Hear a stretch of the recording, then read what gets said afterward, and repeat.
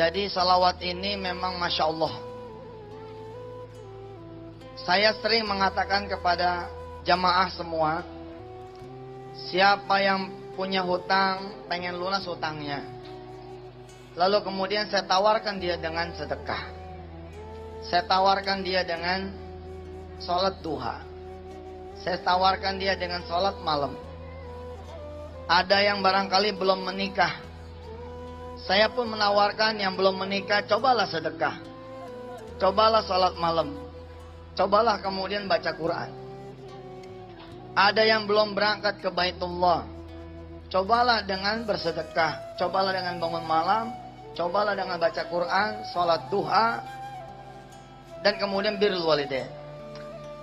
Tapi beberapa waktu terakhir ini, alhamdulillah, belum lama di Mampang Perapatan, saya kembali mengajar ketemu dengan bab salawat. Di TPI belum lama ini, saya pun mengajarkan tentang salawat. Karena memang salawat ini juga Masya Allah. Siapa yang mencintai Rasulullah Sallallahu Alaihi Wasallam, maka Allah akan mencintai dirinya. Qul in kuntum tuhibbunallah fattabi'uni. Siapa yang mencintai aku, siapa yang pengen mencintai Allah, hendaklah dia kemudian mencintai Rasulullah dengan mengikuti Rasulullah. Saya menjajal keajaiban salawat. Haji Rosehan yang saya menjajal keajaiban salawat sampai di urusan motor mogok. Coba.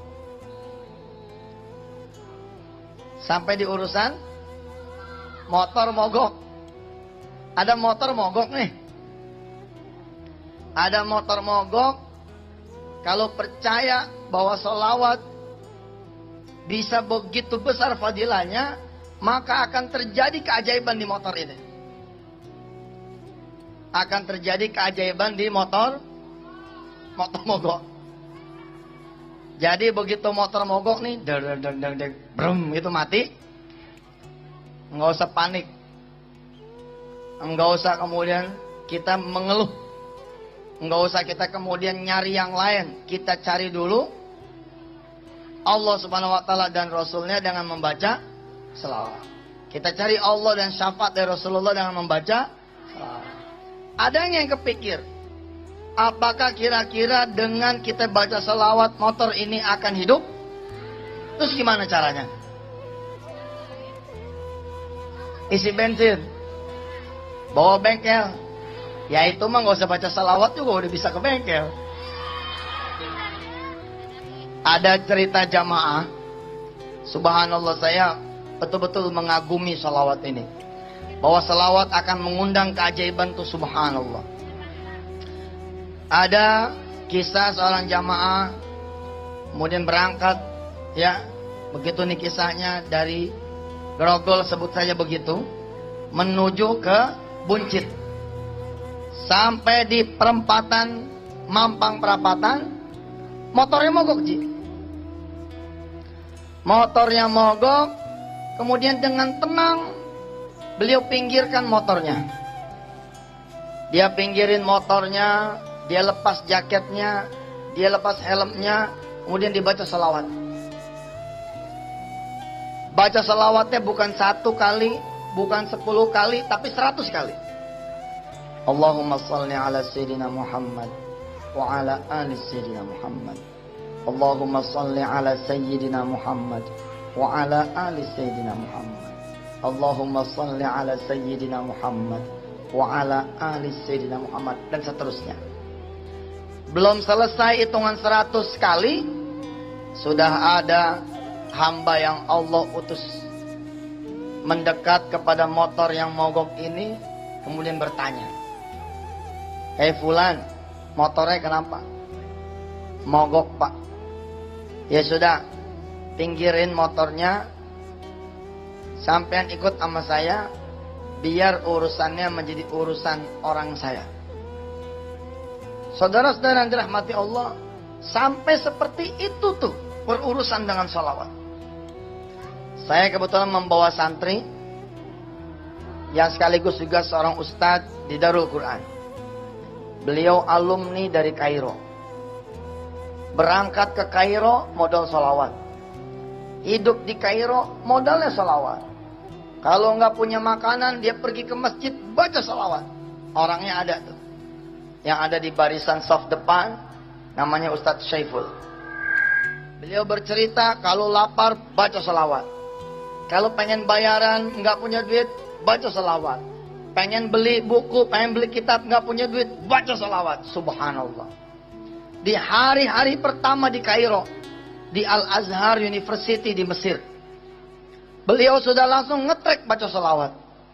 Hari pertama itu berkenalan dengan seorang Mesir yang kemudian akhirnya malah menanggung biaya beliau hidup dari mulai awalnya sampai akhirnya, dan sekarang masih menjadi orang tua beliau di Mesir. Subhanallah. Saya punya sahabat lagi para sehat, itu namanya Diauddin, alumni dari Yaman, alumni dari Hadramaut. Kecintaannya terhadap salawat membawanya istiqomah. Di urusan salawat setiap hari minim-minim 1000 kali salawat. 1 tahun yang silam, 1,5 tahun yang silam beliau mengabdi di pesantren. Dalam suasana ngobrol-ngobrol, kemudian saya bertanya kepada dia, Diauddin, emang gak ada rencana menikah? Ada Ustazuna. Siapa yang tidak pengen menikah? Saya pengen menikah. Kapan Diauddin pengen menikah? Kalau bisa Ustadz, tahun ini juga saya menikah. Bisa. Saya bilang bisa insya Allah. Bagaimana caranya? Dengan mengundang syafaat Rasulullah SAW. Dengan mengundang kecintaan Allah terhadap kita, dengan cara kita mencintai Rasulullah SAW. Saya tahu sahabat saya ini, saya tahu adinda saya ini, saya tahu ustadz saya ini, saya tahu santri saya ini sudah mencintai Rasulullah lebih daripada saya. Setiap hari dia baca 1000 kali sholawat. Tapi saya bilang kepada beliau, Ustadz Diauddin, ketika dulu saya punya hutang dan tidak mengerti saya bagaimana caranya saya bayar hutang, saya kemudian mengambil biji-bijian tasbih, membaca sholawat sebanyak 4444 kali setiap hari. Kalau tidak salah saya dulu menghitung kurang lebih 2 jam kalau saya membacanya seperti ini. Allahumma salli ala sayyidina Muhammad wa ala ali sayyidina Muhammad. Allahumma salli ala sayyidina Muhammad wa ala ali sayyidina Muhammad. Allahumma salli ala sayyidina Muhammad wa ala ali sayyidina Muhammad. Allahumma salli ala sayyidina Muhammad wa ala ali sayyidina Muhammad. Allahumma salli ala sayyidina Muhammad wa ala ali sayyidina Muhammad. Kalau bacanya seperti ini insyaallah 2 jam berturut-turut. Dalam 1 hari 2 jam. Di pagi hari insyaallah itu salawat 4444 kali selesai. Lalu saya katakan kepada Diauddin, Diauddin, jangan mencari jodoh, cari saja Allah dan Rasulnya. Jangan cari jodoh, cari saja Allah dan Rasulnya. Kalau kita mencari jodoh, kita perlu keluar duit juga untuk ngelamar dia, untuk pestanya, untuk rumahnya, untuk isinya, untuk yang lain-lainnya. Tapi kalau Allah dan Rasulnya yang mencarikan, maka urusan biaya menjadi urusan Allah dan Rasulnya. Diauddin memang santri. Diauddin seorang ustadz yang dapat gaji dari pesantren, tapi dia seorang santri. Naam ustadzuna, naam ya sayyidi, sami'na wa ata'na. Dimulailah kemudian perjalanan riyadhah. 40 hari saya bilang sama dia, Diauddin, ajastulakum. Ajastulaka ya sayyidi, ajastulaka ya Diauddin. Baca ini sholawat 4444 kali selama 40 hari berturut-turut. Sanggup? Insyaallah Ustaz, saya sanggup. Dibaca sama dia. Belum menyampe 40 hari, Allah Karim, ada saudagar yang kaya raya. Di mana tempat dia dilahirkan, yakni di Tegal.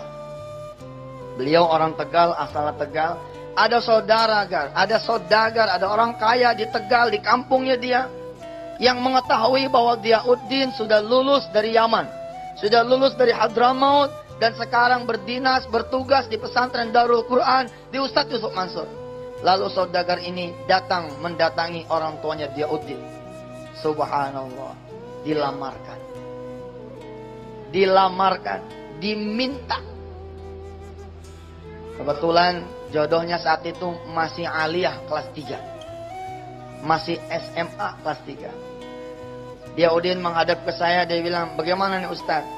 Saya udah ada yang ngelamarin, tapi untung tahu saya nggak punya duit. Din, ingat gak kalimat kita dulu?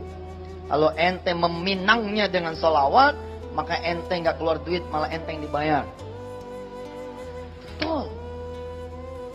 Percaya nih anak-anak muda nih, urusan jodoh itu urusan yang susah. Buktinya banyak perawan tua yang belum berjodoh. Maaf ya, buktinya banyak perjaka yang kurang apa gantengnya, kurang apa pekerjaannya, tapi urusan jodoh ini Masya Allah, min asrarillahi subhanahu wa ta'ala. Diauddin 4.444 kali, setiap hari 40 hari berturut-turut, subhanallah, dia mendapatkan jodohnya. Dan benar seperti dugaan saya, tidak ada satu kalimat pun dari calon mertuanya yang mengatakan bahwa Diauddin, anak saya cantik sekali. Diauddin, saya dari keluarga terpandang. Diauddin, kami dari keluarga terhormat. Kamu harus bawa lamaran sebesar hakada wa hakada. Sebanyak hakada wa, enggak ada itu, enggak ada. Yang ada apa? Pada hari-hari lamaran itu kemudian dijalankan. Saya pun hanya membekali sholat duha bersama para santri. Hanya membekali doa dengan para santri melepas beliau untuk pergi melamar. Kemudian orang tua dari pihak calon mertua mengatakan, Diauddin, tenang saja, urusan nikah itu urusan bapak. Subhanallah. Diauddin, bahkan untuk kamu udah bapak bangunkan warung. Yang disebut warung adalah minimarket, yang kira-kira kalau kita bepokok gitu ya, bemodal, itu kira-kira kurang lebih mungkin 500 juta rupiah. Subhanallah. Bersyukurlah jika saudara-saudara adalah satu orang kaya. Saudara bisa baca salawat lebih banyak daripada orang miskin. Bersyukurlah para rosehan yang punya kekuasaan, yang punya kemudian kemampuan, yang punya kesempatan untuk mengumpulkan orang-orang membaca salawat. Karena orang-orang yang tahu nikmat Allah itu akan membaca salawat lebih banyak daripada orang-orang yang tidak punya kelapangan. Bagaimana caranya Ustadz? Begini. Baca salawat 4.444 kali buat kita orang yang gak punya duit. Buat kita orang yang gak punya teman.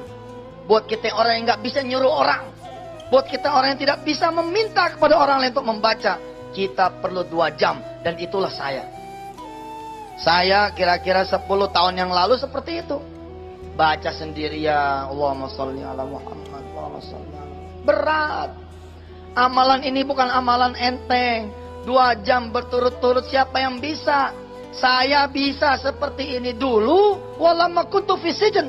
Ketika saya dulu ada di penjara. Karena saya ada di penjara, saya nggak punya pekerjaan. Ketika tidak punya pekerjaan, saya bisa membaca salawat 4.444 kali. Tapi ketika saya sudah di luar, apakah saya bisa? Jawabannya belum tentu.